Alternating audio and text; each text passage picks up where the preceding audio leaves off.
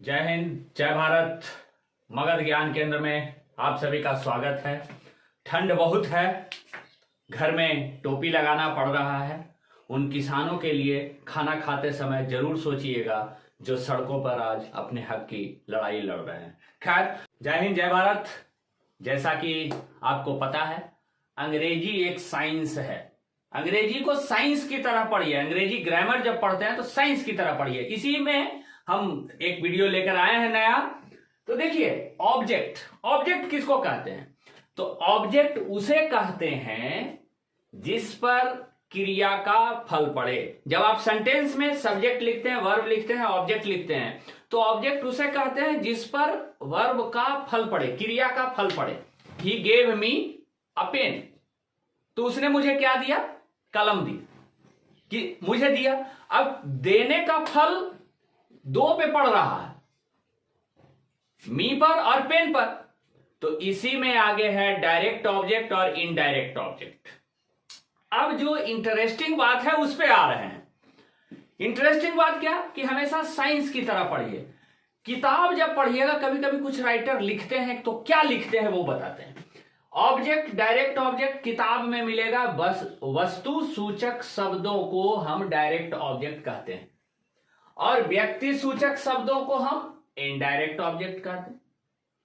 व्यक्ति सूचक शब्दों को हम इनडायरेक्ट ऑब्जेक्ट कहते हैं और वस्तु सूचक को हम डायरेक्ट ऑब्जेक्ट कहते हैं। अब मेरा डेफिनेशन बदल जाता है जब हम कुछ अपने हिसाब से सेंटेंस सोचते हैं। कैसे? कि the kidnapper returned him his son. The kidnapper returned him his son. अब देखिए, हिम भी इसमें व्यक्ति सूचक है और हिज सन भी व्यक्ति सूचक है। अब यहां हम कैसे करें कि डायरेक्ट ऑब्जेक्ट कौन है, इनडायरेक्ट ऑब्जेक्ट कौन है? तो मेरा अपना जो साइंस टेक्नोलॉजी लगा करके डेफिनेशन बनाए हैं वो क्या कहता है कि किसी भी वाक्य में जो ऑब्जेक्ट है, किसी भी वाक्य में जो ऑब्जेक्ट है, उस सेंटेंस के एग्जीक्यूशन के पहले, उस सेंटेंस के एग्जीक्यूशन, वो सेंटेंस बोल दिया कि रिटर्न्ड। अब एग्जीक्यूशन क्या हुआ उसमें, सेंटेंस में पालन क्या हुआ? किडनैपर ने बच्चे को लौटाया, तो ये एग्जीक्यूशन हुआ, वो निष्पादित हुआ सेंटेंस में।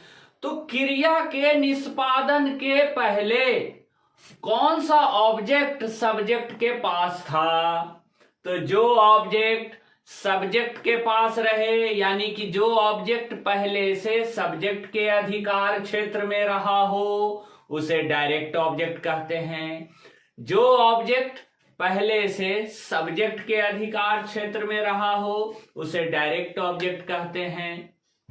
और जो ऑब्जेक्ट पहले से सब्जेक्ट के अधिकार क्षेत्र में ना रहे, उसे हम इनडायरेक्ट ऑब्जेक्ट कहते हैं। डायरेक्ट का मतलब कि उसे सब्जेक्ट के साथ हमेशा रिलेशन है, पहले से रिलेशन है। किडनैपर ने गया जी, बच्चे को लौटा दिया। क्लियर हो गया होगा? तो यहां पर हम यही याद रखेंगे कि जो ऑब्जेक्ट निष्पादित होने के पहले, यानी कि हिज सन किसके पास था जी? किडनैपर के पास, इसीलिए ये डायरेक्ट ऑब्जेक्ट और ये इनडायरेक्ट ऑब्जेक्ट। लेकिन किताब में राइटर लिखे हैं वस्तु सूचक डायरेक्ट ऑब्जेक्ट, व्यक्ति सूचक indirect object. No issue, writer अपने जगह पर सही हैं। आप पढ़िए कैसे? तो साइंस की तरह। हमारा वीडियो देखते रहिए। जय हिंद, जय भारत।